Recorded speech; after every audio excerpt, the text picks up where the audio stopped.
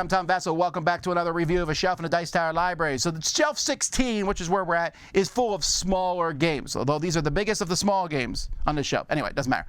This is just kind of a mishmash of games, so here we go. Combo Fighter. This is like a Street Fighter style game, back and forth. I believe they're about to reprint it. Either way, it is an excellent game. It's fast, which these games should be and often are not.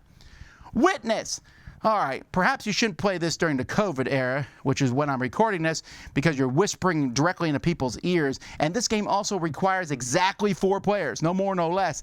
But it's a cooperative game where you're playing Whisper Down the Alley to pass clues. It's pretty fun.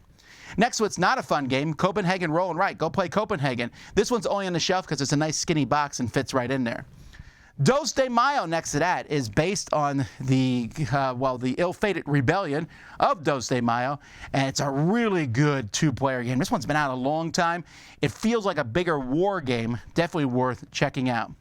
Next to that, we got Animal Kingdoms, which I don't believe I played, but it's about animals, so I'm sure it's excellent. Then next to that, we have Comic Masters. Oh, yeah. I can't believe this one here is not actually in print in America because it's about collecting comic books, and you can see there's a little bit of IP there, but we managed to get a copy, and this is a fun little drafting game where you're collecting comic books. Only in a Dice Tower library. Next to it's Guardians. Guardians is a fighting style game from Plaid Hat. Plaid Hat makes such great games, and this one's a little more forgettable than most, but definitely worth checking out. I think if you want to play kind of just different characters fighting other characters style games, this might be one. Haven. Red Raven Games is nowadays known for their big grandiose games, but they've made some nice smaller games, and Haven is one of those, a nice 2-player back and forth game. It's like city versus forest. Gravity Superstar. This is a pretty neat game. It's basically like an arcade style game where the gravity is going to change and then you'll fall in different directions and you're just moving around a board trying to get stars. It's pretty light, but I definitely recommend it. Next to that, we have Forest of Fun, which is a Treehouse style game from Green Couch Games. Normally their games are smaller, but this is a bigger version of it, but it's still kind of a small card game. Check it out. Then we have Duelosaur Island. This is like Dinosaur Island, but for 2 players. It's pretty close. There are some differences. I think if you want to play 2-player Dinosaur Island, this is worth playing just because the setup and doesn't take up as much table space. Dino World. This is one of the most complex roll and writes out there. It's Jurassic Park, the roll and write game. It's not the same company. I just put these next to each other because they're both dinosaur games. But definitely, if you want to play a more involved game like that, you should check it out. Welcome to your perfect home. This is one of the best of the flip and write genre, the roll and write genre, which we're about to get into once I turn the camera a little bit more. There's quite a few of them here. This is one of the best ones. That's why it's in the Dice Tower library. Next to that's Corinth, which is another one of these style roll and write games. This is based on the old game Istari. I've not played Corinth, but I played Istari. And let's move to roll and write.